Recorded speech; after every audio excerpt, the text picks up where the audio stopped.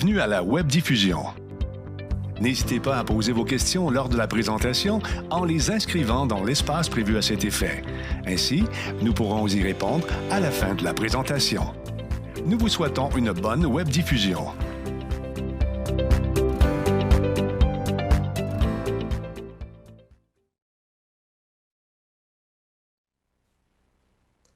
Bonjour tout le monde, merci d'être des nôtres ce soir et de nous accueillir chez vous pour cette première d'une série de 3 rencontres publiques intitulées « Un tramway dans ma ville » qui feront la lumière sur le projet de transport collectif structurant reliant l'ouest de Gatineau au centre-ville de Gatineau et d'Ottawa. Évidemment, pandémie oblige, on a dû vous donner un rendez-vous de façon virtuelle. Mon nom est Sheila Fournier et c'est moi qui vais assumer le rôle d'animatrice ce soir. Nous sommes en direct sur 2 plateformes en web diffusion sur StudioCast et sur Facebook Live. Tel que convenu, la priorité va être accordée aux questions acheminées à l'avance et ensuite on va prendre des questions en temps réel. Vous pourrez les transmettre à tout moment durant la présentation de la façon suivante. Vous vous inscrivez sur notre plateforme de diffusion studiocast.ca /tramway Gatineau. Une fois de plus, le studiocast.ca /tramway Gatineau. C'est important de noter que vous devez respecter une limite de 250 caractères dans la formulation de votre question, alors on vous demande de faire ça le plus concis possible. Toutes les questions auxquelles nous n'aurons pas pu répondre ou que nous ne pourrons aborder ce soir, le faute de temps, vont faire l'objet d'un suivi par courriel au cours des prochains jours. À noter également qu'une foire aux questions sera actualisée en ligne au sto.ca Tramway Gatineau.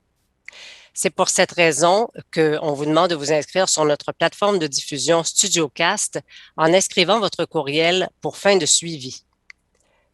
Je vais répéter ces renseignements de toute façon à la fin de cette présentation. À noter que l'enregistrement de cette webdiffusion sera disponible dans très peu de temps sur la chaîne YouTube et le site web de la STO pour ceux et celles qui n'auraient pas pu être avec nous depuis le tout début de la présentation. Avec nous ce soir, du côté de la STO, nous avons M. Alain Tremblay, directeur du bureau de projet pour le système de transport collectif structurant de l'Ouest à la STO. Bonsoir, M. Tremblay. Également, Mme Sandrine Poteau, directrice adjointe du service de la planification et du développement stratégique de la STO, qui va se rendre disponible en fin de rencontre pour vos questions. Bonsoir, Mme Poteau. Bonsoir. Et du côté de WSP, Mme Julie Roy, directrice génie routier et infrastructure au bureau de Gatineau chez WSP. Bonsoir, Mme Roy. Bonsoir. Permettez-moi maintenant de vous partager notre ordre du jour. D'abord, dans un premier temps, on va faire une mise en contexte du projet de transport collectif structurant dans la région et un bref retour sur l'annonce récente du scénario optimal recommandé. Par la suite, on va démystifier le tramway ou la technologie sur rail et ses impacts sur la mobilité régionale. À la suite de quoi, on va vous dresser le bilan des prochaines étapes clés du projet et à la toute fin, eh bien, il y aura une période de questions telle que je vous le mentionnais tout à l'heure. La durée totale de la rencontre prévue est d'environ 1h30. Alors, sans plus tarder, on débute tout de suite avec M. Alain Tremblay de la STO qui va nous faire une brève introduction sur le projet en tant que tel. M. Tremblay. Merci, Sheila. Alors, bonsoir tout le monde. Bienvenue avec nous ce soir pour cette présentation. Ça me fait plaisir d'être parmi vous ce soir. À vous parler de ce projet porteur pour la ville de Gatineau et d'Ottawa. Le système de transport collectif structurant qui reliera l'ouest de Gatineau au centre-ville de Gatineau et d'Ottawa est un des projets les plus complexes au Canada, de par son contexte de réalisation. Il relie 2 villes, dont la capitale fédérale avec toutes ses particularités, et dans 2 provinces différentes. Donc, la STO travaille depuis le début en étroite collaboration avec plusieurs partenaires. Les principaux partenaires sont le ministère des Transports du Québec, la Ville de Gatineau, la Ville d'Ottawa, la Commission de la capitale nationale, Services publics et approvisionnement Canada.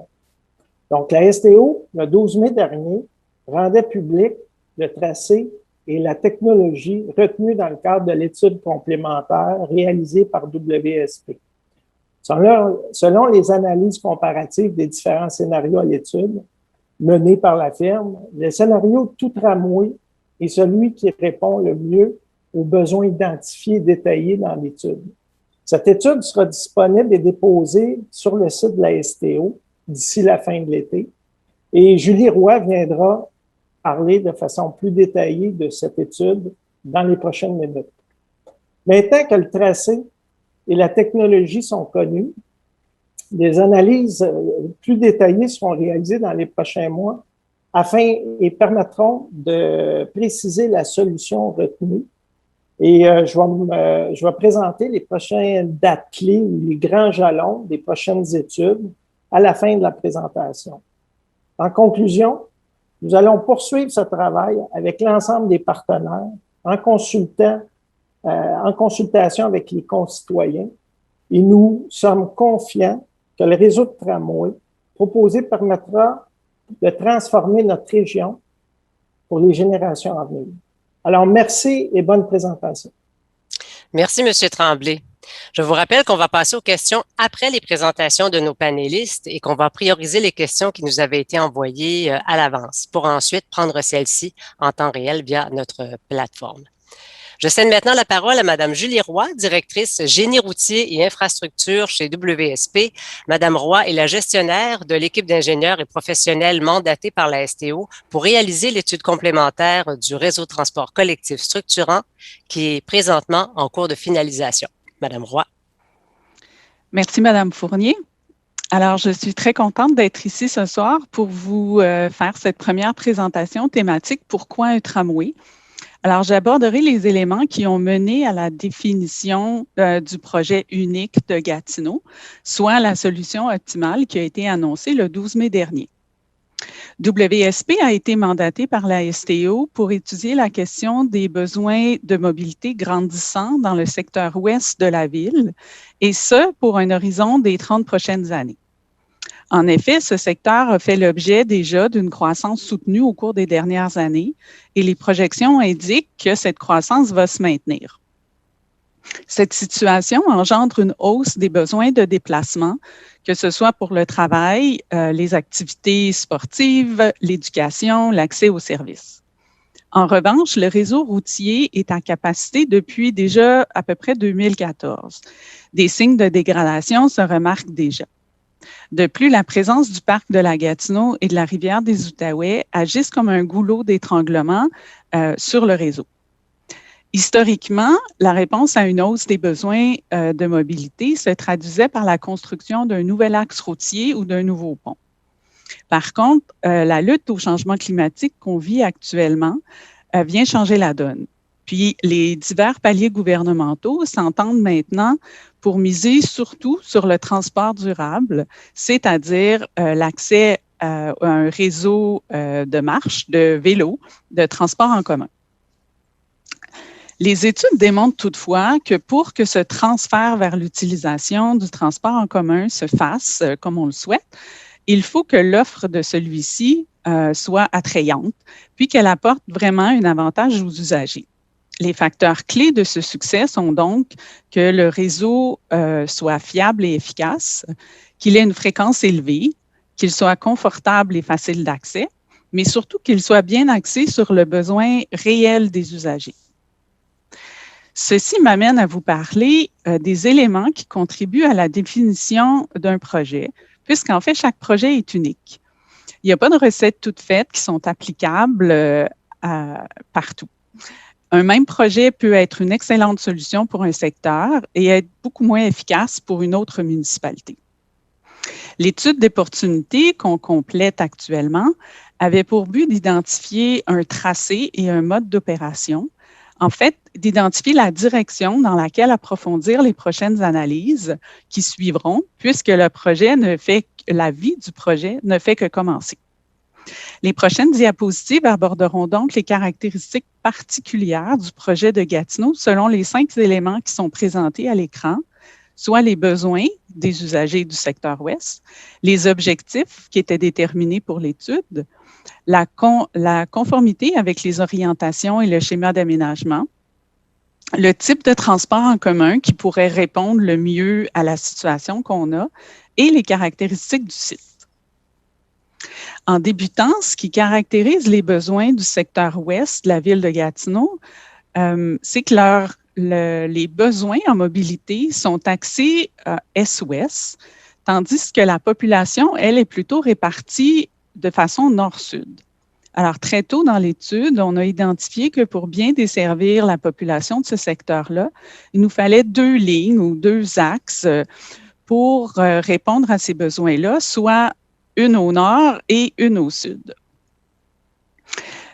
Parce que l'objectif principal de cette étude-là, c'était de bien desservir les usagers du secteur, c'est-à-dire de bien les connecter, surtout avec les centres-villes de Gatineau et d'Ottawa, mais de les connecter aussi avec tous les pôles de destination principaux et les systèmes de transport structurants existants en ce moment, soit le Rapibus du côté québécois et le réseau O-Train du côté Ottawa.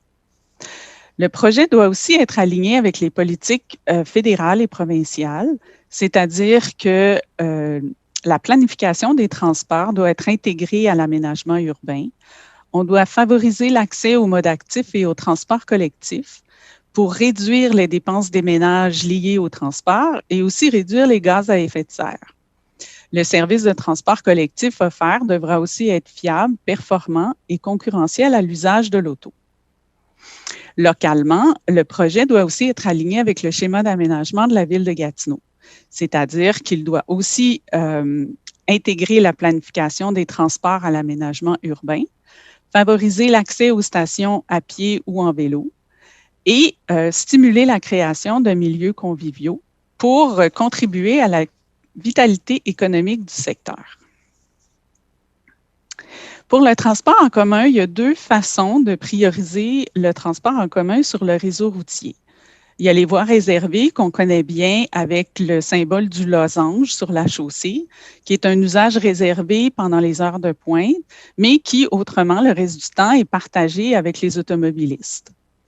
On a aussi les voies dédiées, qui, elles, sont un usage exclusif au transport en commun, et ce, toute la journée. C'est ce qu'on appelle des axes structurants. Vicky, oui, merci. Il y a 2 types d'axes structurants. Il y a les axes structurants autobus qu'on voyait à la diapo précédente, qui sont des axes structurants comme on connaît localement avec le Rapibus. Il y a plusieurs types de véhicules qui peuvent y circuler, des autobus réguliers, des autobus articulés ou biarticulés.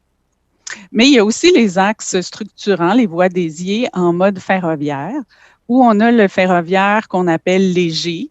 Puis il y a des véhicules comme les tramways urbains, les trains légers, les métros légers ou les trains de banlieue. Et on a le mode ferroviaire lourd, qui lui est un peu plus dissocié de la trame urbaine. On a la version aérienne, comme le SkyTrain à Vancouver, ou la version souterraine, comme le métro à Montréal. Parmi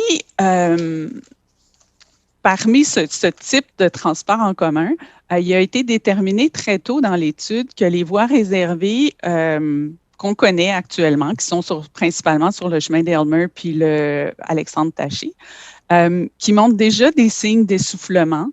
Alors, c'est quelque chose qui fonctionne à très court terme, mais rapidement, il ne nous permet pas d'aller très loin, puis il est jugé non viable à moyen long terme. Alors, très tôt aussi dans l'étude, on a conclu qu'il nous fallait des voies dédiées, c'est-à-dire un axe structurant pour répondre à la demande de l'horizon 2051.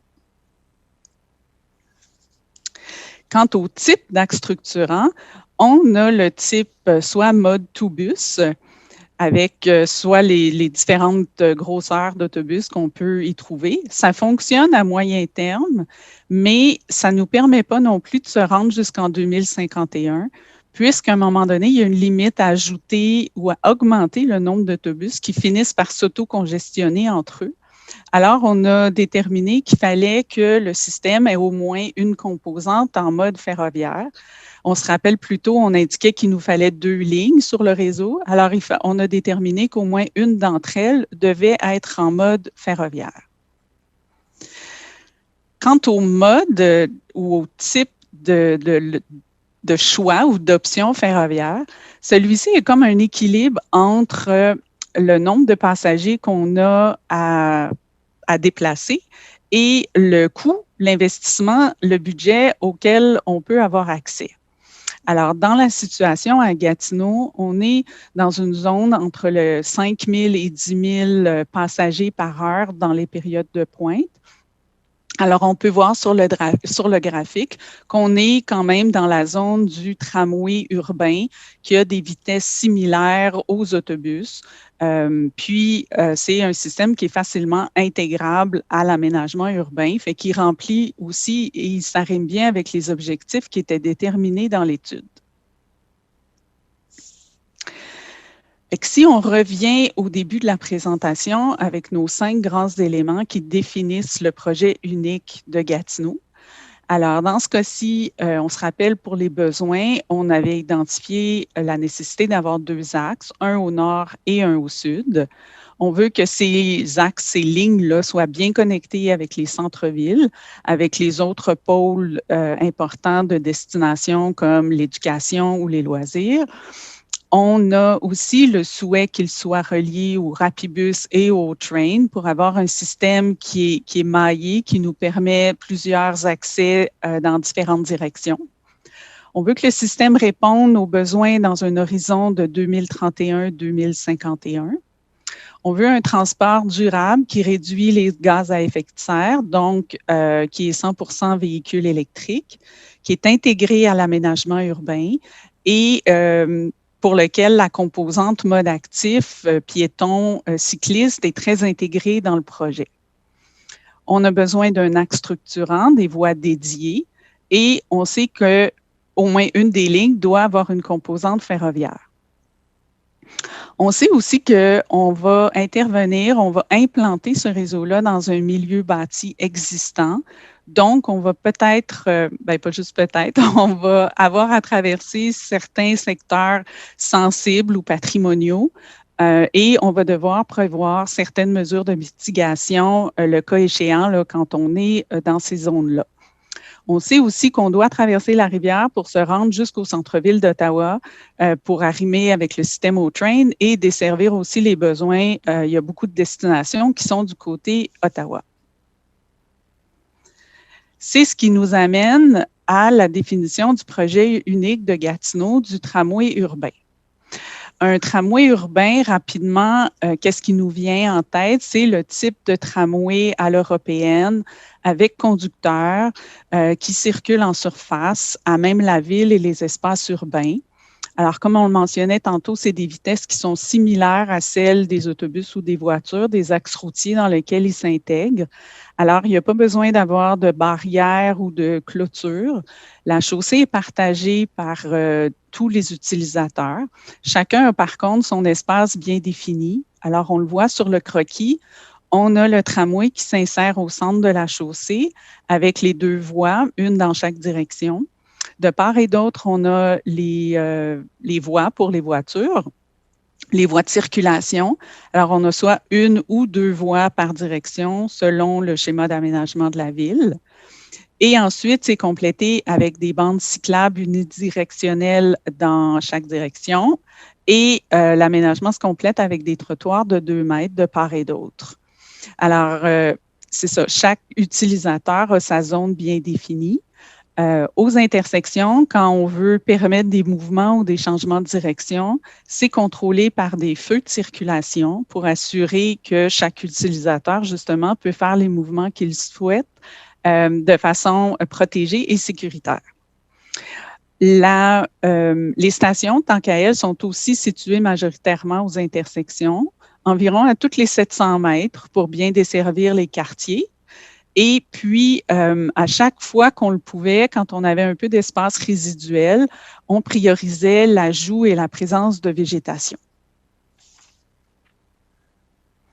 Alors, si on fait un bref retour sur le travail qu'on a fait au cours des 3 dernières années, on avait 4 scénarios à l'étude du côté québécois. Alors, il y en a 3 avec une variante là, pour celui du bas, fait qu'en tout, ça nous en fait 4. On peut voir sur chaque petite carte qu'il y a toujours 2 antennes, une au nord et une au sud. Lorsque le trait est bleu, on voit que c'est la composante ferroviaire. Alors, on voit qu'ils ont tous au moins un trait bleu. Le trait vert représente l'axe mode autobus, comme le Rapibus. Alors, en haut, on a le tout-tram, le T1. En dessous, on a les deux scénarios hybrides où on a fait l'exercice de voir de part et d'autre, au nord et au sud, si on mettait le tram ou le bus, vice-versa.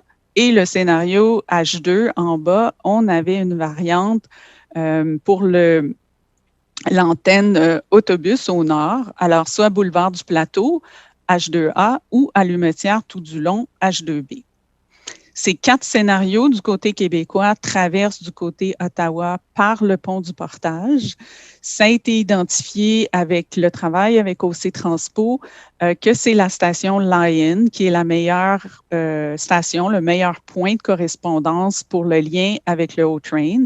C'est ce qui permet aussi quand même d'accéder au centre-ville de Hull pour les usagers aussi qui veulent rester du côté québécois. Alors, ils traversent tous du côté Ottawa par le pont du Portage et se finissent de 2 façons possibles encore du côté Ottawa. C'est les études futures qui détermineront le choix final. Alors, on peut soit avoir une insertion en souterrain et le réseau se termine en tunnel sous la rue Sparks, ou on peut rester à niveau en surface sur la rue Wellington jusqu'à la dernière station terminale sur la rue Elgin, avec une légère variante avec ou sans circulation automobile devant le Parlement. Alors, en tout, on a 4 scénarios qui se terminaient de 2 façons. On en avait 8.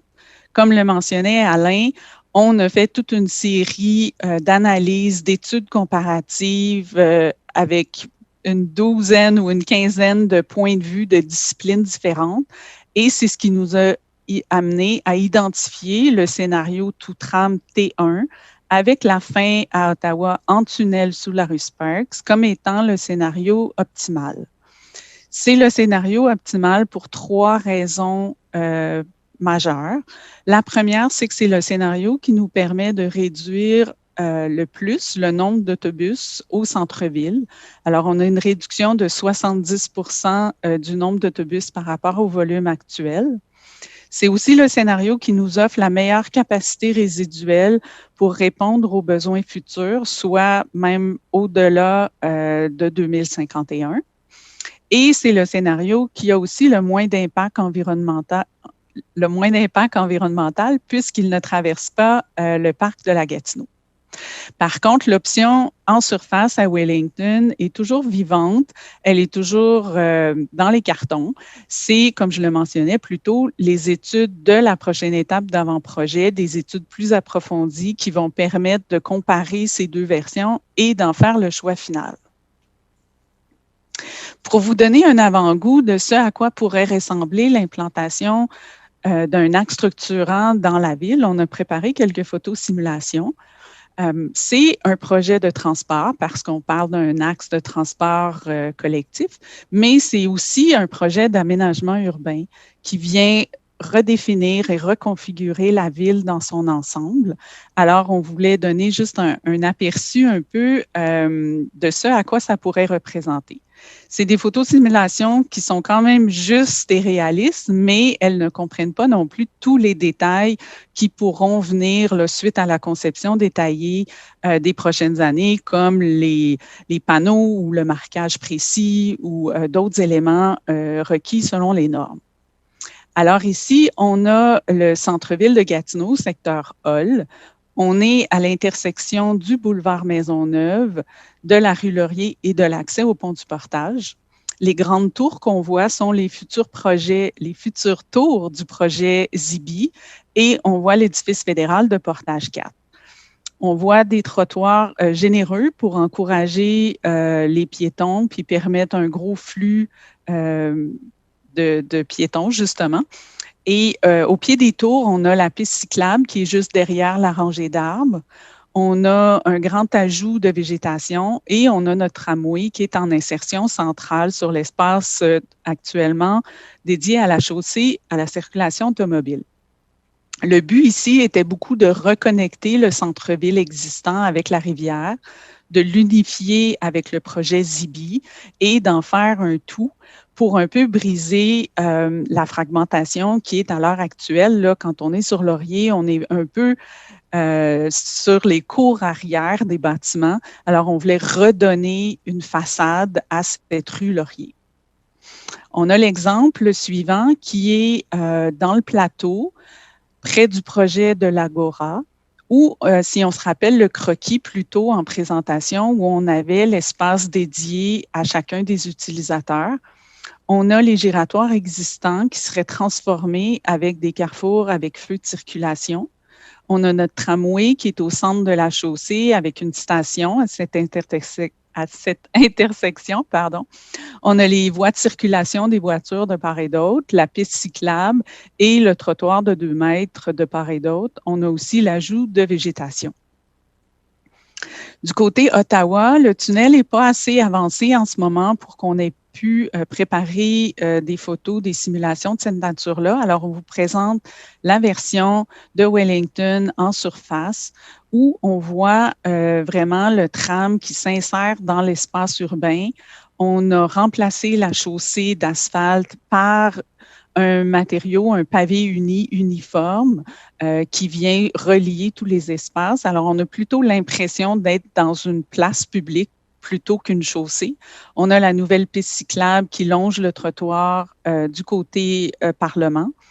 Et comme les autobus le font actuellement, en cas lors d'événements particuliers, quand les autobus arrêtent plus tôt leur circuit sur Wellington, on peut imaginer tout cet espace-là qui est redonné pour la tenue d'un événement particulier.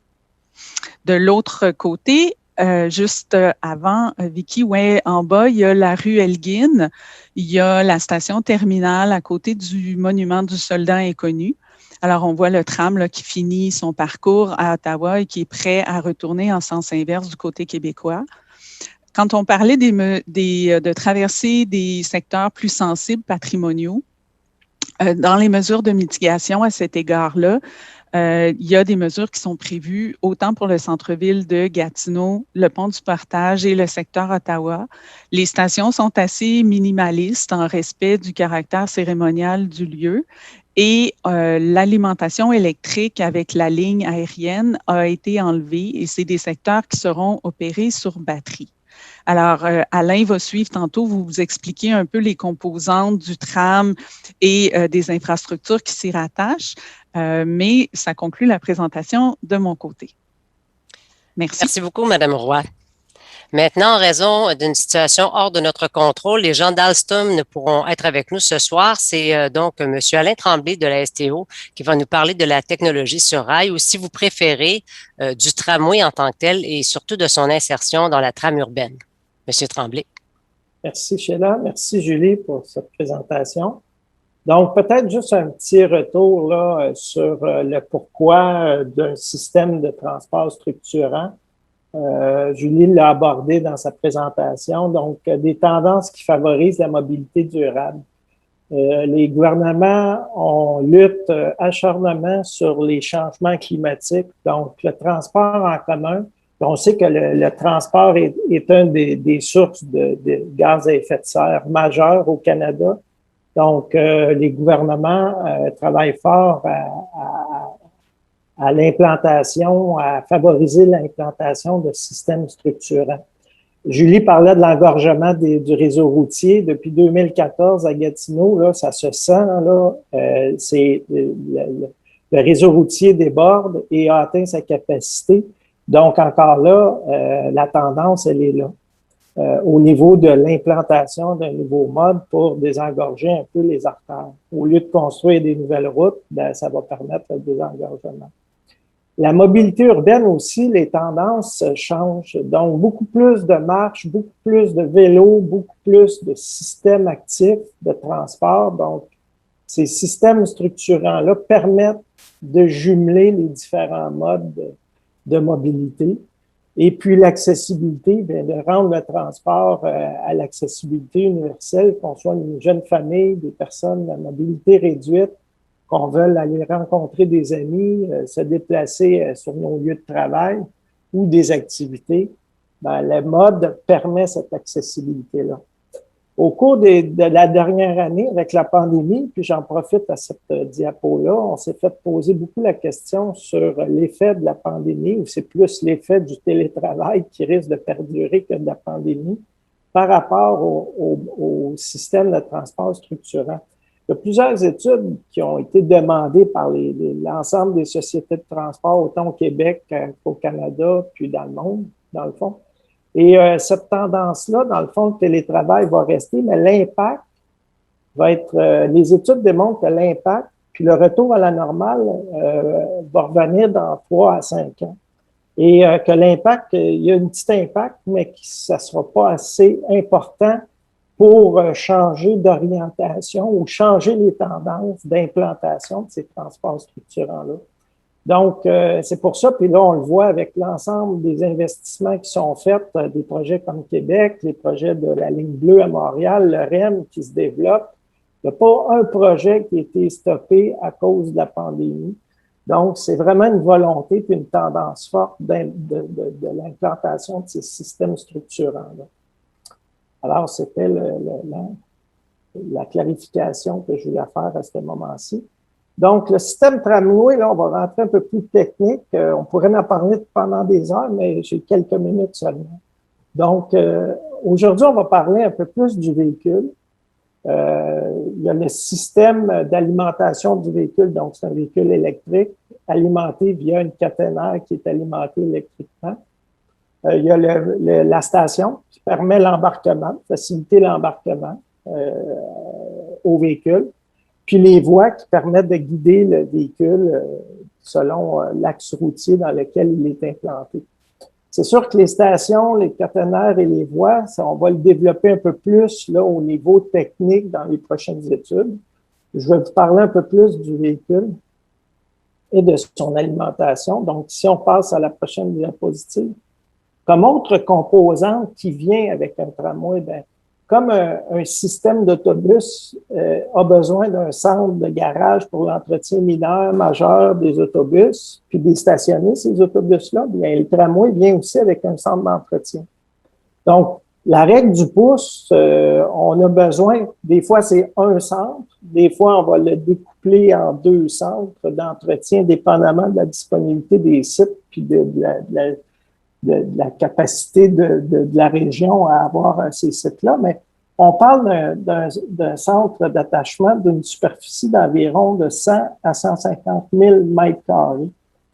Pour votre gouverne, juste pour votre image, là, un terrain de soccer, c'est environ 10 000 mètres carrés. Donc, on parle de 10 à 15 centres, terrains de soccer, comme dimension de ce centre. Donc, vous comprenez que c'est pas quelque chose qu'on peut improviser puis qu'on peut mettre un peu, il faut des dispositions. Donc, il y a des recherches qui vont s'enclencher pour le choix du site de ce centre d'entretien-là. Souvent, à ce centre d'entretien-là, on a aussi un centre, une commande centralisée ou un centre de contrôle dans lequel on effectue les opérations, un repérage de tout le système en opération. Tous les véhicules sont répertoriés sur une carte qui bouge en temps réel avec des systèmes de caméras pour la sécurité de l'exploitation, la sécurité de la clientèle. Donc, l'aspect sécurité est omniprésent à travers ces systèmes de tramway-là. Et également les sous-stations qui sont, dans le fond, à toutes les 1 à 2 kilomètres. Ces stations-là prennent l'électricité du réseau d'Hydro-Québec et vient alimenter la caténaire au fur et à mesure le long du parcours. Donc, c'est les principales composantes qui se retrouvent reliées au tramway. Une des grandes composantes, puis des études qu'on va approfondir, c'est la solution d'alimentation. Donc, d'entrée de jeu, l'alimentation caténaire par caténaire est la plus utilisée. C'est une alimentation, comme on voit, là, avec des systèmes de câbles. Il y a l'alimentation à bord du véhicule aussi. C'est soit par batterie ou par des superconducteurs qui sont installés à même le véhicule. Et il y a une alimentation aussi par le sol, avec un 3e rail. Par contre, cette alimentation par le sol évite de mettre des caténaires, mais il y a une notion le choix de la solution vient beaucoup avec le climat. Et puis, dans le climat comme on a ici au Québec, avec nos hivers et le sel de déglaçage et toute la panoplie d'abrasifs qu'on met au sol, ben, ça devient des systèmes moins performants. C'est très onéreux et une fiabilité qui est moins performant durant l'hiver. Donc, souvent, on va se rabattre, puis c'est un peu le cas de Gatineau, puis ce que Julie expliquait, on va se rabattre là sur l'alimentation par caténaire avec un système hybride de train qui va avoir un système de batterie pour permettre, dans certains cas de zones ponctuelles, d'œuvrer sans caténaire à partir de batteries qui vont avoir été rechargées le long du parcours. Donc, c'est un peu la solution qui est actuellement sur la table, qui va être approfondie. C'est une solution par caténaire avec un système, un matériel roulant qui contient des batteries, puis qui va permettre une certaine autonomie de fonctionnement sans caténaire d'environ 1 à 2 km. C'est ça, l'autonomie. Donc, c'est le système. Ici, on voit un exemple là, de ce que ça peut représenter dans des endroits très patrimoniaux, là, avec des architectures imposantes. Pour minimiser l'impact du tram, on a des systèmes sans caténaire. C'est un exemple similé. Le véhicule en tant que tel, ben, le tram, c'est un véhicule qui est modulaire, donc qui s'ajuste selon les besoins, puis il y a différentes longueurs. On parle de 5 modules ou de 7 modules, là, dans les plus courants. Il en existe une panoplie. Mais le train court, si on veut, est d'à peu près 30 mètres. Le train long peut représenter à peu près 45 mètres. Et selon l'achalandage, ça va être le choix du matériel qu'on va prendre. Ça vient beaucoup de l'achalandage que Julie présentait dans son tableau, là. En heure de pointe, quelle est la capacité maximale qu'on a de besoin? C'est ce qui va dimensionner la longueur du tram. L'autre chose qui est intéressante, c'est que ça peut être évolutif dans le temps. Donc, on peut partir avec une longueur de tram de 30 mètres au début, pour les 10-15 premières années, puis après ça, commencer à venir composer un train plus long quand les besoins s'ajoutent au fil du temps. Et ça, c'est des choses qui sont gardées aussi au niveau de l'infrastructure, parce que souvent, on va préparer l'infrastructure pour le pire cas, qui est le 45 mètres. Même si on exploite sur 30 mètres, bien, au moins l'infrastructure est préparée pour le futur. Mais on peut partir avec une flotte un petit peu plus petite. L'autre élément que je voulais juste mentionner dans les voitures, c'était la capacité d'aménagement. Donc, souvent dans ces véhicules-là, on a une partie fixe à cause des bougies. Puis là, je réfère aux fameux autobus scolaires qu'on a. Là, il y a toujours un banc qui est sur les roues là, puis qui limite l'aménagement. Ben, le tramway, c'est un peu le même principe. C'est où il y a les bougies, puis on le voit par les cercles noirs. C'est plus difficile. C'est un aménagement plus standard que les fabricants proposent. Par contre, il y a des grandes zones qui sont flexibles, où l'aménagement peut être modulé selon les besoins. Donc, si on passe à la prochaine diapo, on va le voir, des exemples d'aménagement là, amovibles. L'autre élément aussi du tramway qui peut être customisé, si vous voulez, là, c'est la personnalisation des cabines conducteurs. Donc, chaque ville dans le monde veut mettre une saveur à son tramway. Donc, la cabine, souvent, est l'élément qui va permettre une certaine identification à la ville. Donc, on a des exemples, là, comme je crois que c'est à Lyon, là, où le tram a une allure beaucoup plus d'une face de beluga. Puis chaque ville dans le monde qui a un tramway ramène ça. Donc, ça, c'est un élément qui est intéressant à développer et de donner des orientations aux fabricants, mais le système peut être personnalisé. Donc, le véhicule tramway aussi vient avec un plancher bas. Un plancher bas, et avec les stations aménagées en conséquence, c'est sûr que c'est un avantage pour l'ensemble des usagers à mobilité réduite, ceux qui arrivent avec les vélos. Donc, un embarquement qui est facile, un embarquement qui est confortable et qui est accessible à tous les usagers. On parlait d'aménagement de parties flexibles. Donc, on a des parties qui sont fixes un peu plus à gauche, mais à droite, on voit un peu à quoi ça peut ressembler les zones qui sont multifonctionnelles, qui peuvent être spacieuses en même temps. Et donc, on a des bancs qui peuvent se replier, puis laisser la place à des poussettes ou des personnes à mobilité réduite. Et si c'est des gens qui veulent s'asseoir, ben, ils peuvent descendre le banc. Il y a aussi dans ces trains-là des technologies, toutes les technologies peuvent s'implanter. Donc, on a des écrans d'information passagers, on a le Wi-Fi, c'est des technologies qui peuvent être implantées dans ces véhicules-là. On parlait d'aménagement personnalisé pour les villes. Donc, on a un exemple ici d'une ville côtière en Australie où le train, ils ont mis des aménagements particuliers pour des planches de surf parce que c'est la mode dans le secteur. Par contre, il y a à Gatineau, ça pourrait être des racks à vélo, comme on voit là, en haut à droite, où le monde se déplace beaucoup en bicycle. Donc, c'est de la personnalisation à faire et ça rend ça extrêmement intéressant de ces zones-là. On a une vue d'ensemble. Une des particularités, c'est sûr que le confort clientèle, l'expérience clientèle est très rehaussée dans des véhicules comme ça, de par sa luminosité. On voit là l'éclairage que les portes peuvent amener, que tu n'as peut-être pas dans des autobus. Donc, c'est des systèmes plaisants, qui confortables, puis agréables pour lesquels, avec lesquels se déplacer. Bon, les questions qui reviennent souvent, c'est au niveau de l'hiver.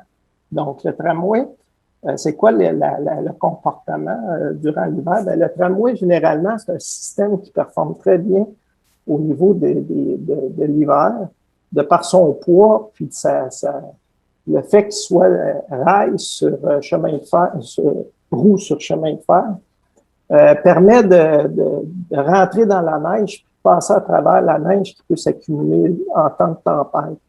Donc, c'est souvent ces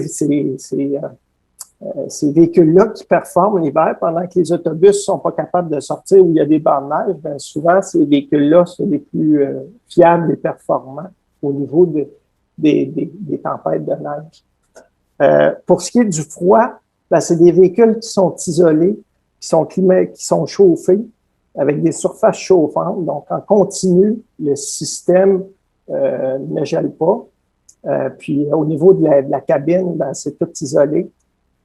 Au niveau des événements de verglas, ce qui arrive de plus en plus, bien, il y a tous des systèmes sur le pantographe étant le bras qui va chercher l'alimentation électrique. Donc, il y a des systèmes qui sont installés pour gratter le câble pendant qu'il passe pour éviter qu'il y ait de l'accumulation de verglas qui se fait.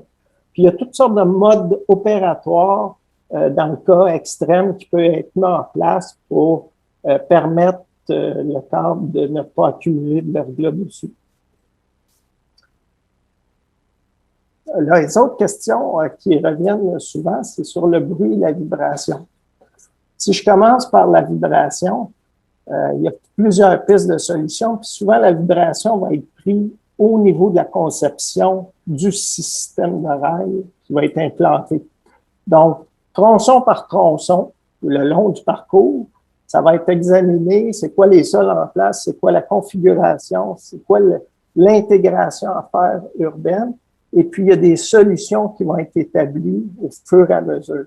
C'est sûr, construire un rail dans un champ, ça risque d'être des dormants, puis des rails sur des dormants. Mais dans des modes des intégrations urbaines, il y a des résidences de part et d'autre, à proximité.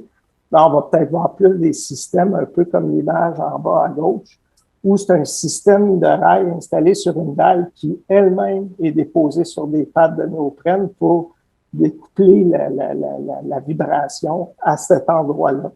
Donc, généralement, il n'y a pas de transmission qui se fait sur les fondations de sol en bas.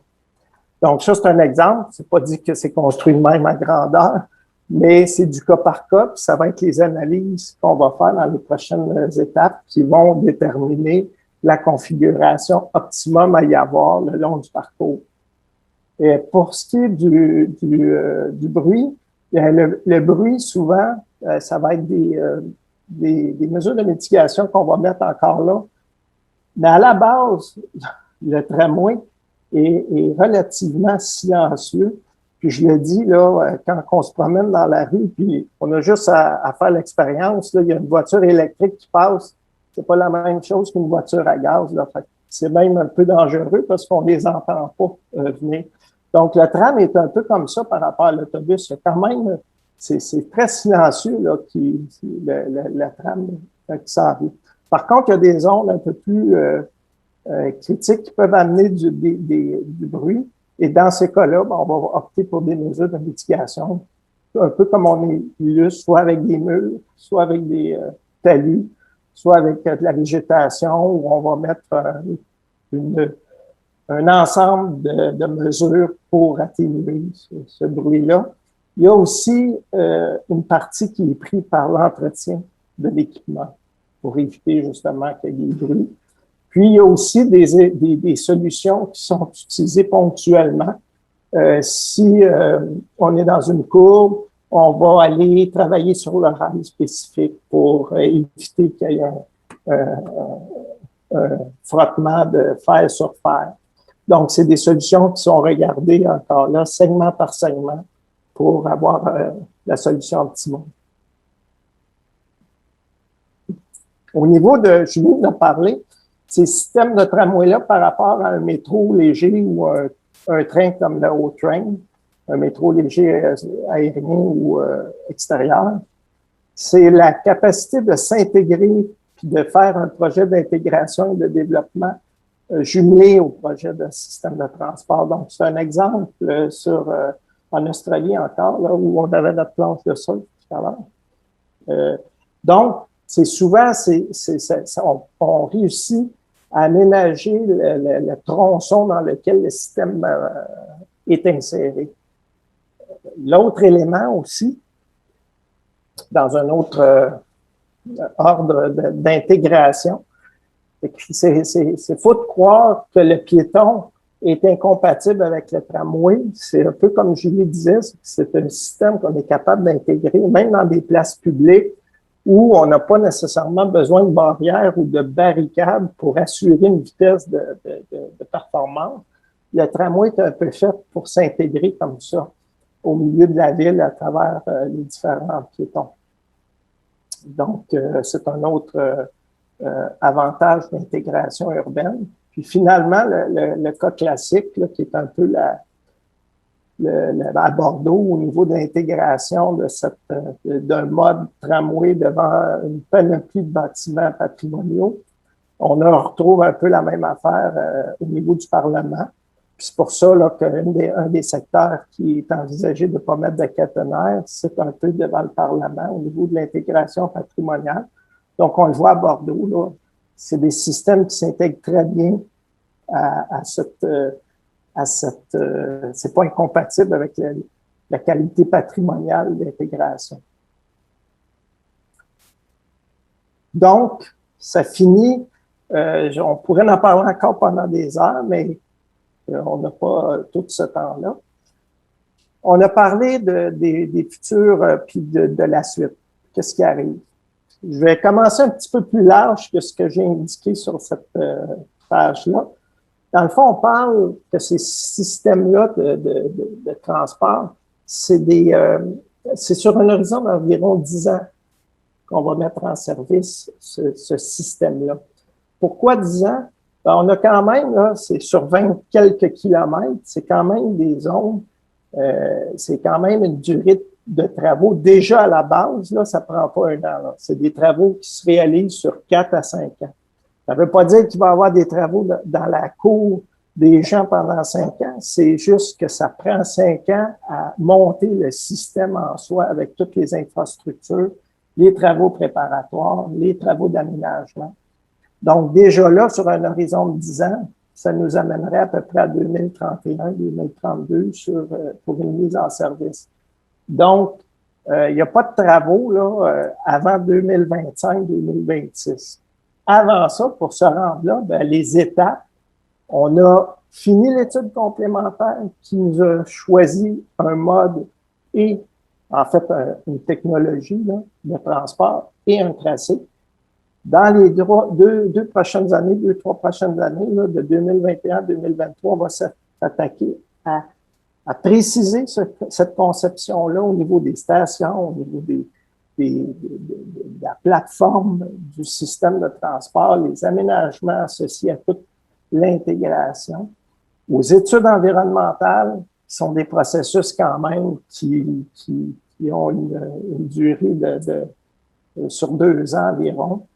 Donc, on va s'appliquer à compléter. Julie disait qu'il restait quelques questions à répondre au niveau des intégrations à Ottawa. Donc, de compléter ces études-là pour prendre la décision finale. Ça va nous amener environ en 2023. Et là, on devrait avoir un projet de référence qui est assez complet. Et suite à ça, ce qui va rester, c'est comment on le réalise. Est-ce qu'on le réalise en mode plans et devis fait par des firmes, en mode traditionnel, avec des différents lots? Est-ce qu'on le réalise en mode alternatif, donc en PPP, en contrat construction, conception?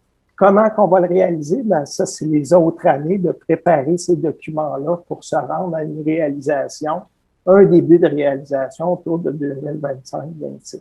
Donc, je vous dis encore là, c'est des horizons standards. Ça dépend toujours des autorisations gouvernementales, des durées du financement, mais si on peut penser qu'on est dans un horizon d'à peu près une dizaine d'années.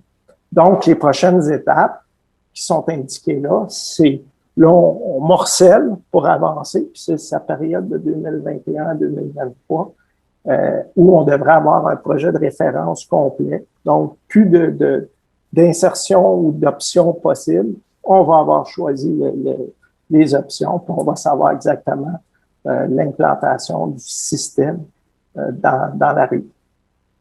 Donc, c'est un peu là les grandes lignes des étapes à venir. Donc, ça complète ma présentation.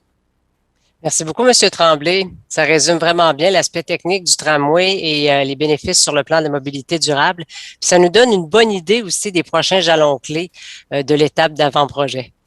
Maintenant, on va passer à la partie questions du public. Je vous rappelle que bien qu'on soit en web diffusion, sur StudioCast, on va prioriser les questions qui nous ont été acheminées à l'avance pour ensuite passer aux questions en direct. On vous rappelle que vous pouvez toujours visionner la rencontre via Facebook Live et sur notre plateforme de diffusion StudioCast, mais c'est uniquement sur cette dernière que vous pourrez poser vos questions. En vous inscrivant, vous indiquez votre adresse courriel tout simplement et on va utiliser cette adresse pour fin de suivi si jamais on n'a pas pu répondre à votre question en direct faute de temps. Donc, votre question, peu importe ce qu'elle est, elle sera répondue éventuellement. Alors, pour poser votre question sur StudioCast, rendez-vous dans la section « Questions » et inscrivez-la dans l'encadré prévu à cet effet. Ensuite, vous cliquez « Envoyer » tout simplement. Je vais lire les questions à voix haute et désigner par la suite l'expert qui aura été identifié pour y répondre le mieux. Alors, on reçoit plusieurs questions similaires, évidemment. Alors, on les regroupe pour en faire une seule et même question pour éviter que ce soit redondant, pour éviter de se répéter. Alors, ne vous surprenez pas si jamais vous reconnaissez votre question, mais reformulez un petit peu autrement. On va y aller tout de suite d'une première question. Monsieur Tremblay, la question s'adresse à vous. Le projet ayant été pensé avant la pandémie, est-ce que c'est encore pertinent et nécessaire alors que les tours à bureaux nous semblent presque vides et qu'il y a peu ou pas d'achalandage dans les autobus? Comme j'ai expliqué tout à l'heure en début de présentation, en fait, les sociétés, effectivement, là, actuellement, les taux d'occupation sont très bas. Mais chaque société a fait son analyse au fil des temps. Et les résultats de ces analyses-là démontrent qu'il y a une reprise graduelle qui va se faire. Puis ils parlent à peu près un horizon de 3 à 5 ans pour revenir à l'heure pré-pandémie, là, aux résultats pré-pandémie. Le télétravail va venir va venir affecter une partie de cet achalandage-là, mais va rester quand même marginal par rapport aux résultats pré-pandémie. Donc, puis c'est un peu ce que j'expliquais, chacun des projets de transport collectif continue et l'effet est plus à court terme qu'à moyen terme. Et là-dessus, peut-être, je peux passer la parole aussi à Julie si tu veux compléter cette réponse-là. Dans la même veine, les études démontrent, ceux qui se sont penchés sur la question, qu'en réalité, là, il y a vraiment peu d'achalandage parce qu'il y a beaucoup de choses qui sont fermées. Il y a beaucoup de services qui sont fermés et inaccessibles, les gyms, entre autres, et plein d'autres services. Mais en réalité, il y a à peu près seulement 40% des emplois qui sont possibles en télétravail quand tout va être réouvert, là. Et comme tu le mentionnes, Alain, dans un horizon de 3 à 5 ans, il y a une grande majorité de ce 40%-là qui est anticipé de retourner au travail une fois que tout le monde est à la maison, mais une fois que le bureau va être réouvert, ça reste quand même potentiellement le lieu de décision, le lieu où l'activité va être plus principale, là. Alors, les études démontrent que de ce 40%-là, il y en aurait seulement potentiellement un 10% qui serait plus en télétravail à long terme. Alors, peut-être que ça décale les projections un peu, mais on pense que ces projections-là vont être de toute façon atteintes à long terme. Madame Roy, maintenant qu'on vous a avec nous, écoutez, de quelle façon les résidents pourraient être affectés là, par le bruit une fois le système en place? Est-ce que le bruit est comparable aux autobus, à la circulation? Est-ce que vous avez fait des études là, qui se sont arrêtées à cette question-là? Oui, ça a été un des sujets des études, comme je mentionnais tantôt. On a fait une panoplie d'études comparatives sous différentes disciplines. Le bruit et la vibration ont fait l'objet d'un document en soi. C'est sûr qu'avoir 100% des véhicules électriques aide énormément. Comme Alain le mentionnait, c'est des véhicules qui sont beaucoup plus silencieux que les autobus à diesel qu'on connaît aujourd'hui. Alors, les niveaux de bruit sont comparables, sinon moindres, dans la majorité des secteurs. Là où il y a des fois une proximité avec des résidences au niveau du bruit, il y a tout de suite des indicateurs qui ont été laissés dans l'étude d'approfondir ces secteurs-là et d'identifier au cas par cas s'il y aurait des mesures de mitigation qui étaient nécessaires. Il y a aussi des fois, outre le bruit et les vibrations, il y a l'aspect alimentation électrique qui des fois génère des champs magnétiques. Alors, il y a aussi des études à ce niveau-là dans les mesures de mitigation de certains secteurs sensibles, comme peut-être la proximité avec les laboratoires de l'université. C'est tout. Ça fait partie des mesures de mitigation, puis lorsque l'étude va zoomer sur chacun des secteurs précis. Madame Roy, est-ce que la solution du mode du tracé est finale et définitive à l'heure actuelle? Ce qui est définitif, c'est plutôt justement les grandes lignes, le choix du tracé, le choix du mode technologique, mais c'est le début de la vie du projet. Alors, c'est vraiment, faut le voir comme la direction dans laquelle les prochaines analyses vont être faites, la direction dans laquelle le projet va se développer au cours des années à venir. Quels seront les temps de déplacement en tramway comparativement là, à ce que ça prend, admettons, en autobus en ce moment? Éventuellement, c'est des niveaux de temps de déplacement qui sont similaires. Comme on le disait, le tramway urbain a une vitesse similaire à celle de l'autobus, à celle des voitures qui circulent sur l'axe routier. La grosse différence, c'est qu'elles sont stables et constantes parce qu'elles sont en voie dédiée. Alors, c'est sûr que par une belle journée ensoleillée, quand il n'y a absolument rien, aucune perturbation, les temps de trajet vont être similaires. Par contre, le réseau routier, quand il commence à être à capacité, il commence à montrer des signes de dégradation et des signes de fragilité. La moindre petite perturbation a une grande influence sur plusieurs carrefours. Alors, le trajet en auto, qui peut être des fois 20 minutes par une belle journée ensoleillée, peut devenir 40 avec un orage, peut devenir 1 heure avec une tempête de neige. Le tramway, c'est là où le volet fiabilité devient important. On prend le tramway, on sait à quelle heure on va arriver à notre rendez-vous, on sait à quelle heure on va arriver au travail. Est-ce que vous diriez qu'il va y avoir davantage de parcobus avec ce projet? Ça, c'est une question qui nous revient souvent présentement. Là, il manque énormément de stationnements incitatifs et ces derniers sont à peu près tous pleins très tôt en matinée. Il y a deux aspects, en fait, à la question. Oui, il y a l'offre de stationnement en soi, mais il y a aussi l'offre de la fréquence sur le réseau. Alors, ce qu'on note en ce moment, c'est que, exemple, le parcobus de Rivermead, qui se remplit très tôt le matin, souvent, l'objectif premier des gens de se rendre au stationnement de Rivermead, c'est de se rendre à l'endroit où il y a une grande fréquence, il y a un grand choix d'autobus, c'est rapide, on n'a pas besoin de regarder l'horaire. Alors, ce qu'on veut, c'est offrir ça dès le début du réseau, dès Vanier, dès le parcobus Allumetière, pour éviter que les gens aient à se déplacer à mi-réseau. C'est sûr qu'il y a toujours des questions de garderie, de réalité familiale qui fait que des fois, on doit se déplacer en voiture. Alors, le parcobus de Rivermead est identifié à demeurer tel quel. Toutefois, on recommande de le bonifier avec l'arrimage des modes de transport, alors de bonifier l'offre pour le stationnement des vélos à Rivermead, entre autres. Le parcobus d'Allumetière est indiqué à être agrandi d'environ 200 places. Et on suggère aussi l'ajout d'un nouveau parcobus au départ de notre ligne sur le nord, sur le boulevard du Plateau. Alors, un parcobus dans le coin près de l'intersection Vanier-Plateau d'une 100-150 places environ. Comment vont s'effectuer les correspondances entre les différents systèmes de transport, là, Rapibus, O-Train, les autres autobus de la STO, les vélos, les piétons? Bien, à ces parcobus-là que je viens de mentionner, on veut justement aussi, on pense parcobus voiture, mais on veut aussi penser parcobus vélo. Alors, c'est sûr que les nouveaux parcobus, on veut favoriser l'accès en vélo. On a réparti les stations pour qu'elles desservent chacun des quartiers principaux, mais elles sont à toutes les 700 mètres environ. On ne veut pas non plus en avoir trop parce que sinon, le tram est toujours arrêté.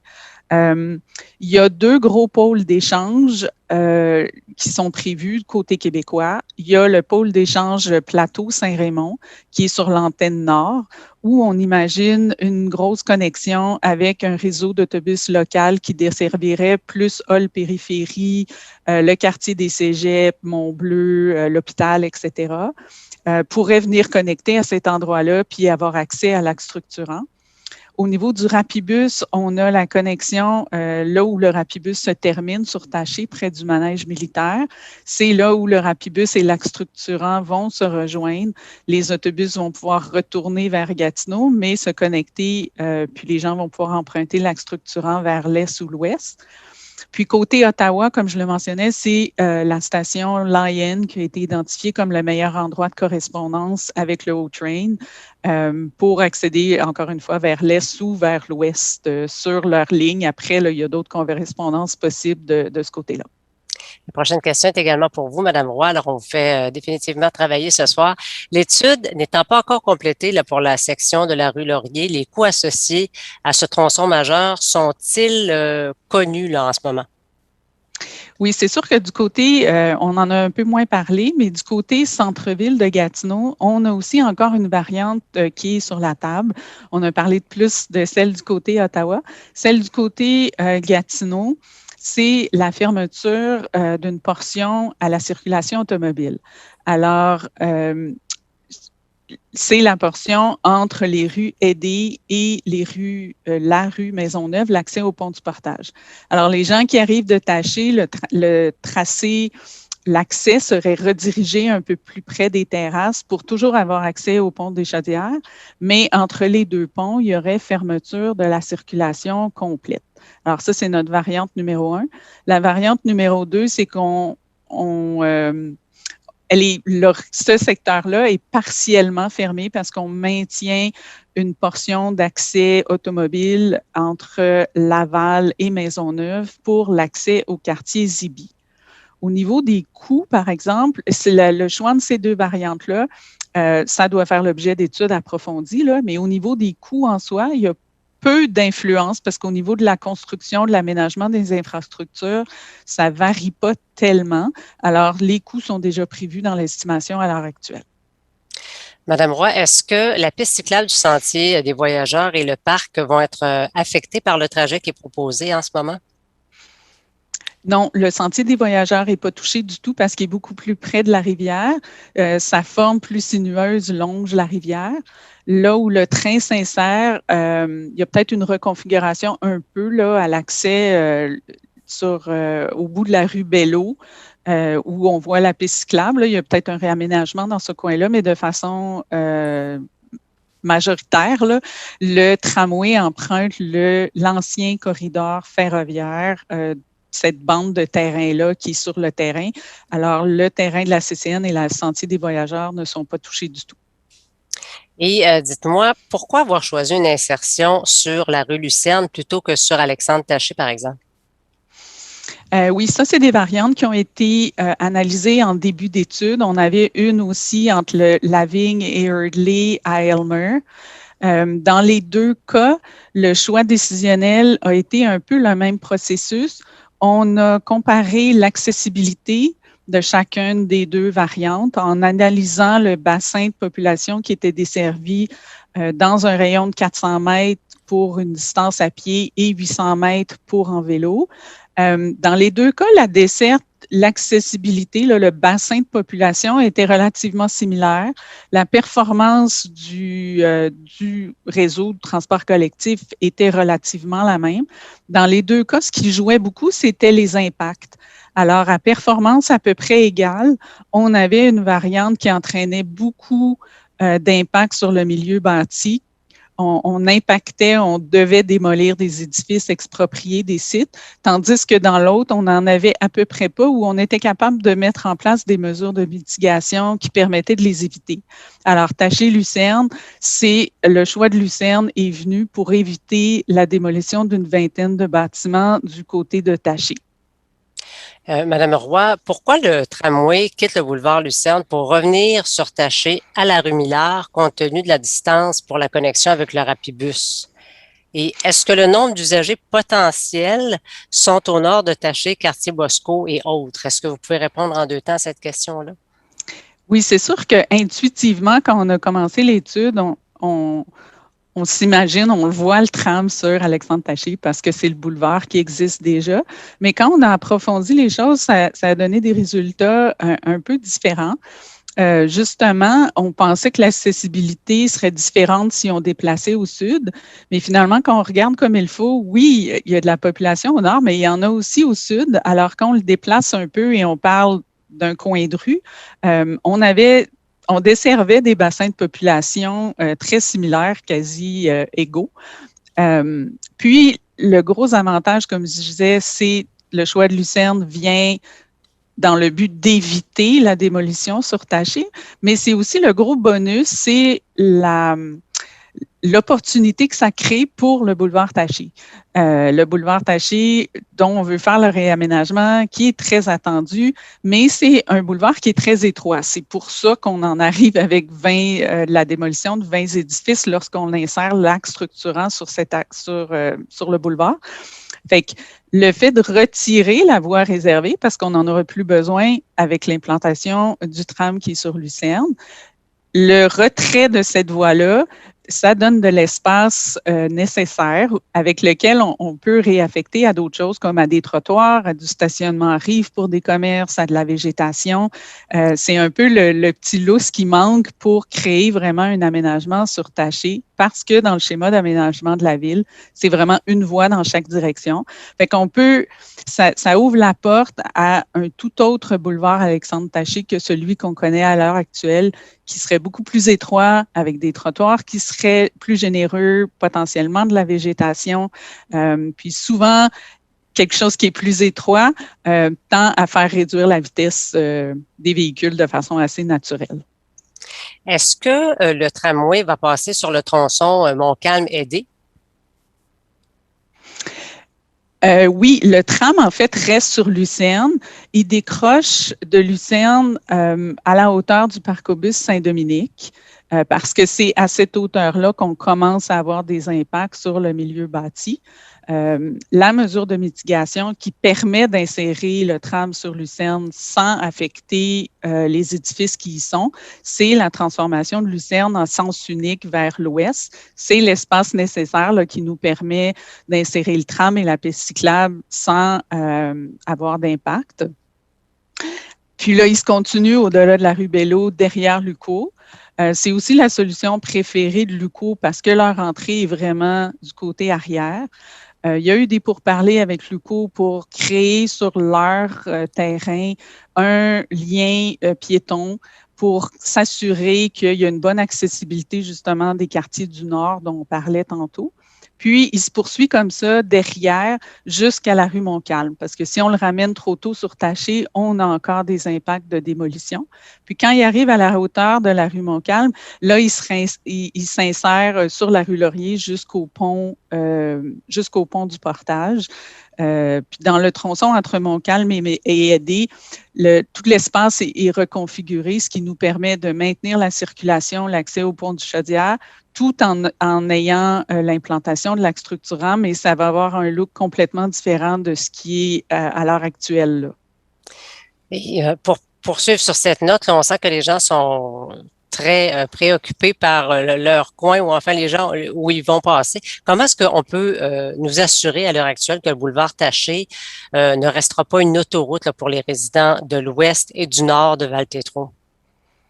Bien, quand on a étudié les variantes, on l'a étudié comme Alain le mentionnait, là, tout au long de l'étude, on a toujours eu les partenaires, le MTQ, les deux villes, le réseau d'OC Transpo, Travaux publics aussi. Tous ces partenaires-là étaient vraiment activement impliqués dans l'étude. Ça a été regardé aussi avec la ville. Puis justement, le plan de réaménagement de Taché est dans le plan d'immobilisation de la ville de Gatineau, mais l'espace est restreint, fait que c'est difficile de pouvoir faire quelque chose jusqu'à maintenant. Fait que le fait de retirer la voie cyclable, c'est ce qui aide beaucoup à réaménager le boulevard en soi. Fait que c'est sûr que c'est un projet qui va être un projet de la ville là, qui suivrait. Ça ne sera pas dans le cadre du projet d'implantation d'axe structurant ici, mais il ne faut pas imaginer qu'on va traverser Taché tel qu'il est aujourd'hui pour se rendre à l'axe structurant.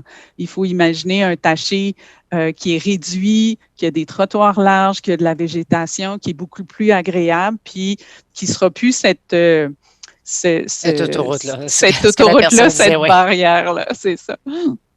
Et en quoi est-ce que c'est plus optimal d'arrimer le rapibus au tramway derrière Luco, près du pont Prince-de-Galles, plutôt que sur le boulevard Saint-Joseph, par exemple?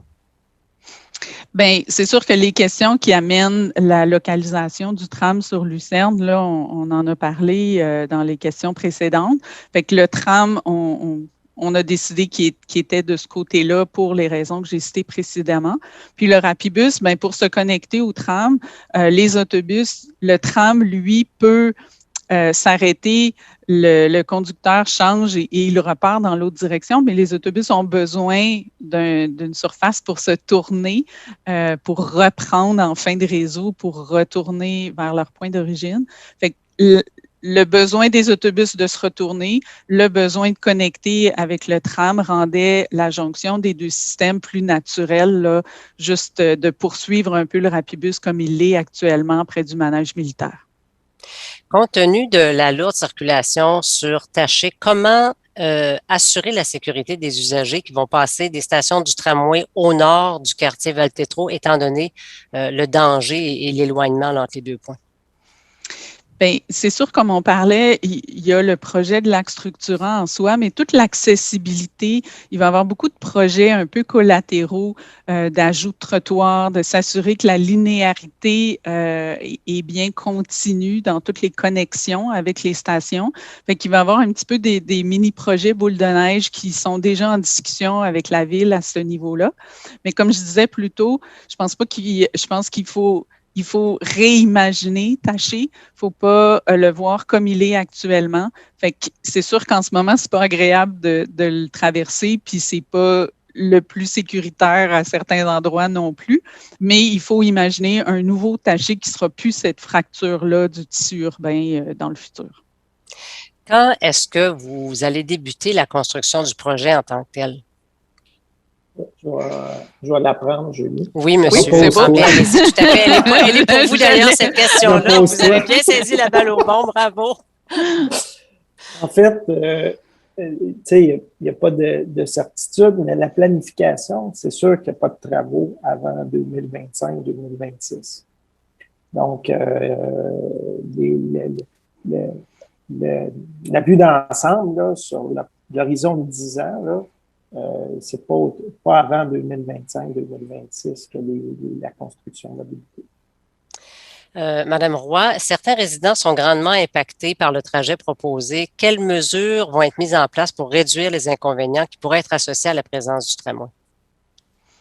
Bien, c'est sûr, comme on en a parlé, Alain et moi, à différents égards là, dans nos présentations, il y a des enjeux parfois de bruit, de vibration, de champs magnétiques, de liens visuels sur la privauté de certaines cours arrière, où il y a tout un tas de conditions et il y a tout un tas de mesures qui peuvent être mises en place. C'est souvent du cas par cas.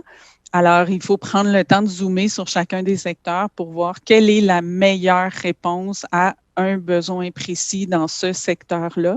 Ça va faire l'objet de l'étude qui s'en vient de l'avant-projet, mais il y en a quelques-uns là, qui sont identifiés déjà, on a soulevé déjà de notre côté, mais il y a tout un travail qui demeure à être fait là-dedans. C'est pour ça que, comme le mentionnait Alain, là, il y a un gros travail encore de concertation avec les résidents, de communication, de définition de projet.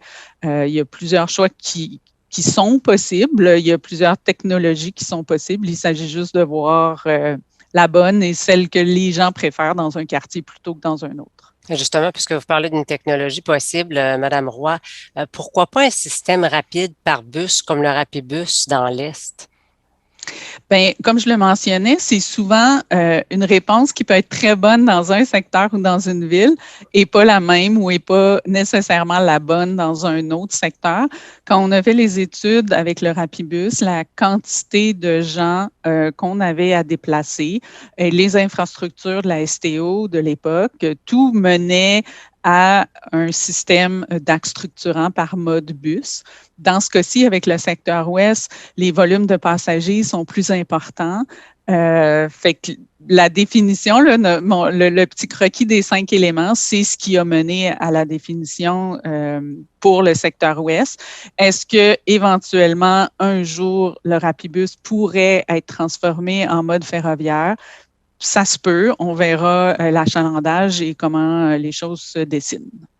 En début de présentation, on vous a parlé d'une autre experte qui était là pour répondre à nos questions, Madame Poteau. En quoi consiste la boucle endossée par le fédéral? Ça va être quoi l'impact de la boucle sur le projet du tramway de la STO? Oui, donc en fait, la boucle qui est endossée par le fédéral, c'est une boucle interprovinciale de transport en commun pour relier les centres-villes d'Ottawa et de Gatineau, donc en passant, par exemple, par les ponts du Portage et le pont Alexandra.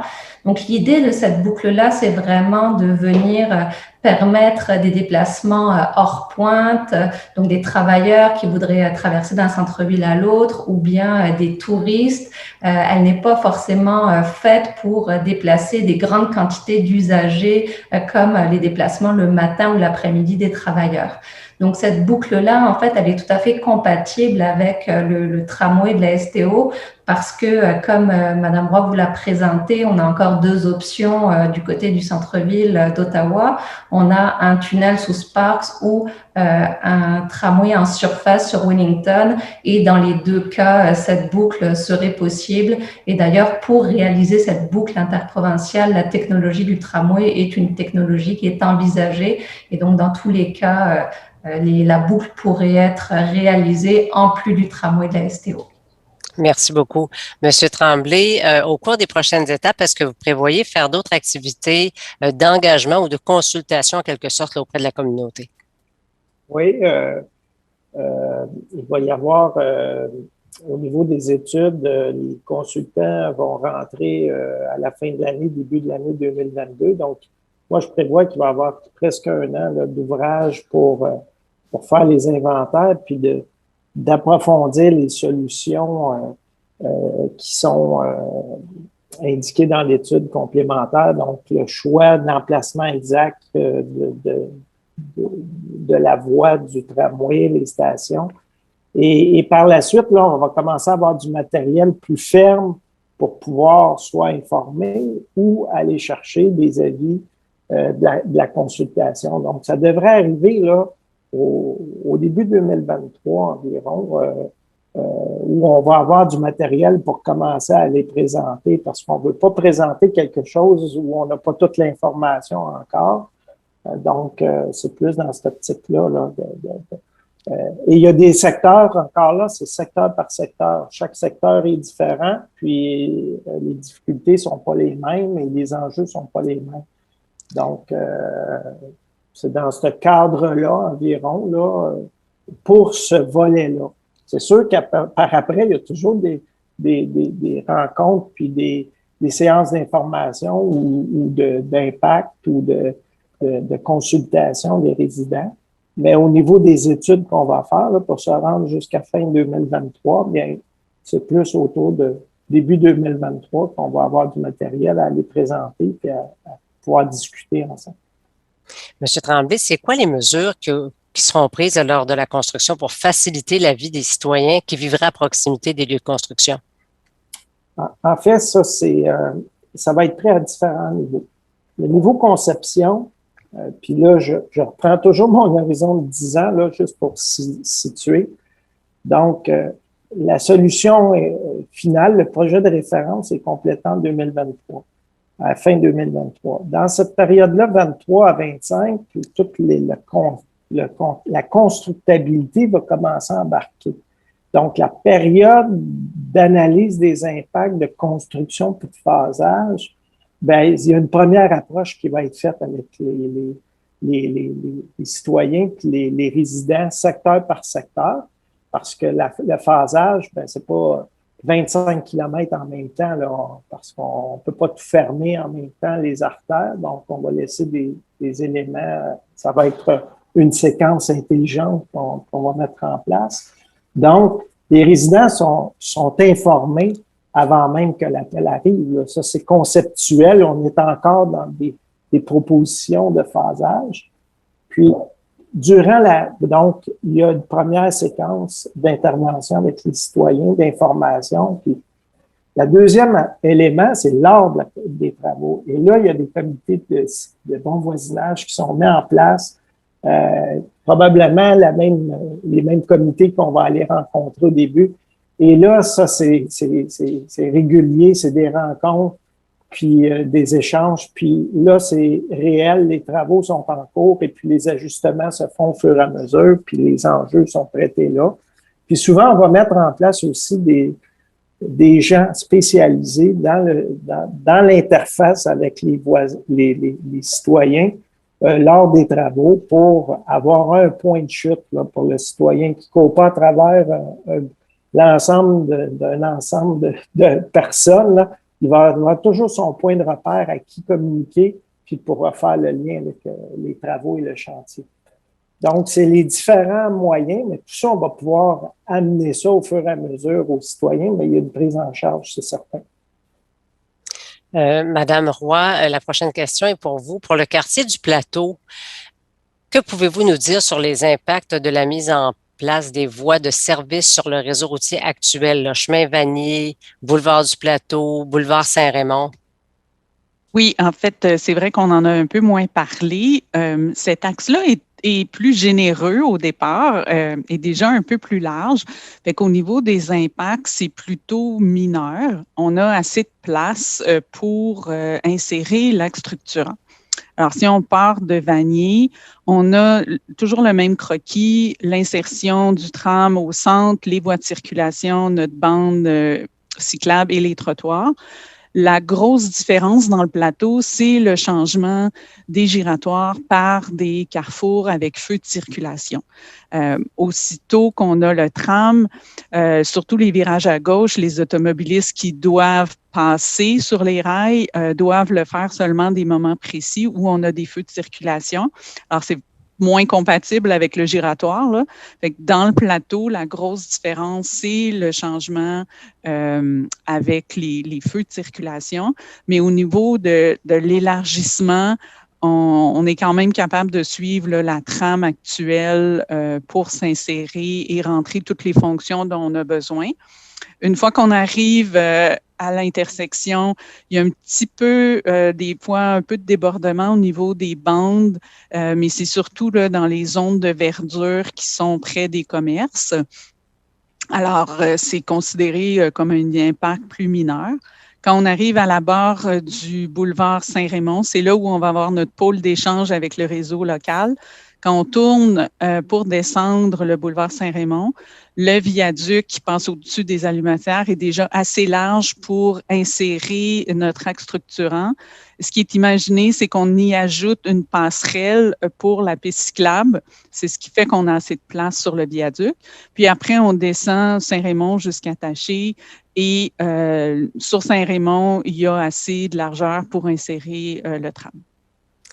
Monsieur Tremblay, à quel moment le plan d'expropriation sera-t-il présenté et les propriétaires éventuellement affectés contactés, là? Je vous dirais, toujours dans la planification qu'on a mis, là, ça devrait arriver avec la fin du projet de référence, donc la fin 2023. Donc, la confirmation, là, c'est un des livrables du bloc d'études qu'on va entamer.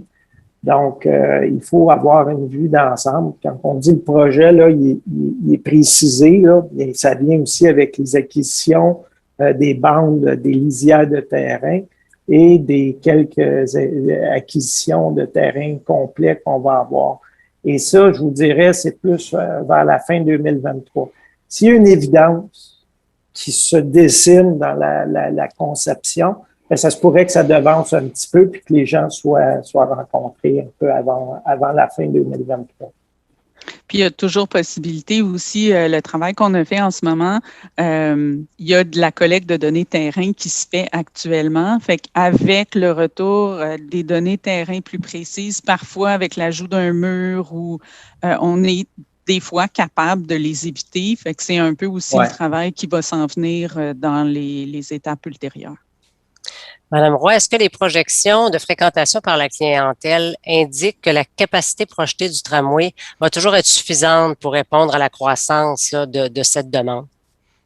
Ben oui, c'est un des gros avantages du tramway où on avait le petit graphique des 3 autobus. Là, un autobus régulier, c'est peut-être de mémoire 70 personnes ou d'un ordre de grandeur, puis on monte peut-être jusqu'à 150 pour un biarticulé.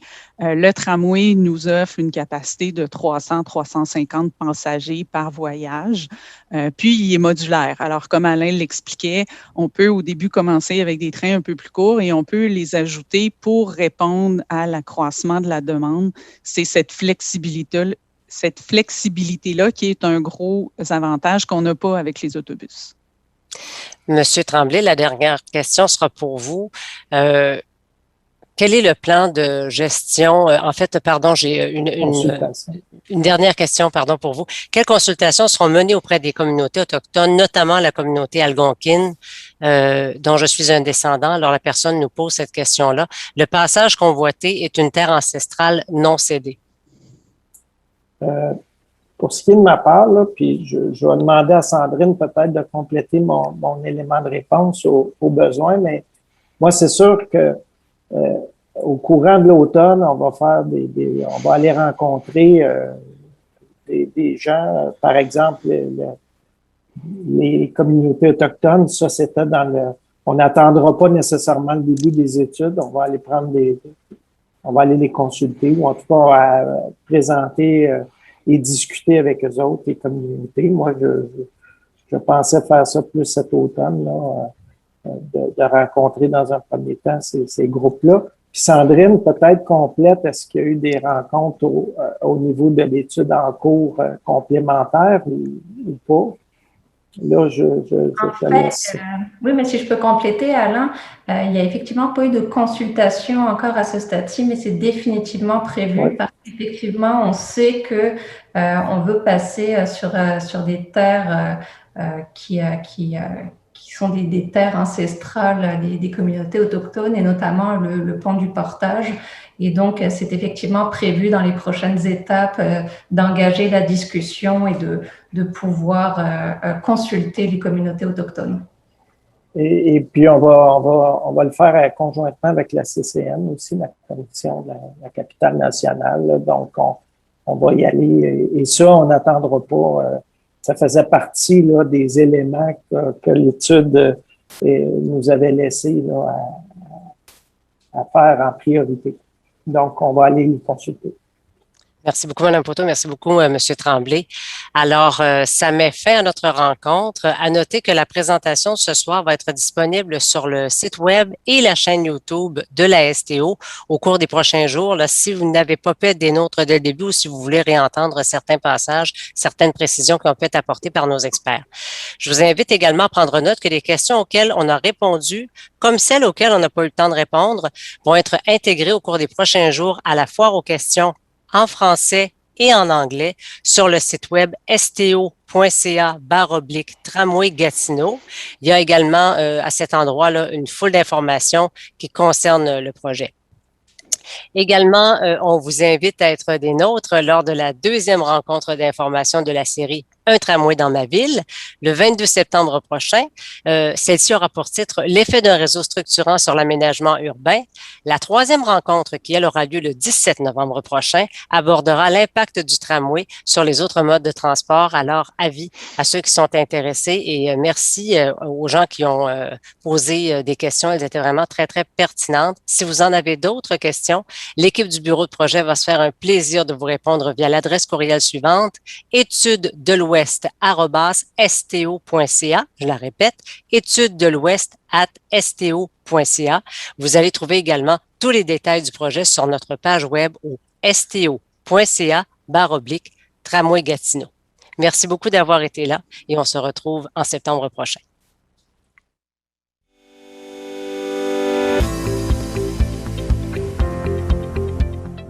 Merci beaucoup de votre participation et à bientôt.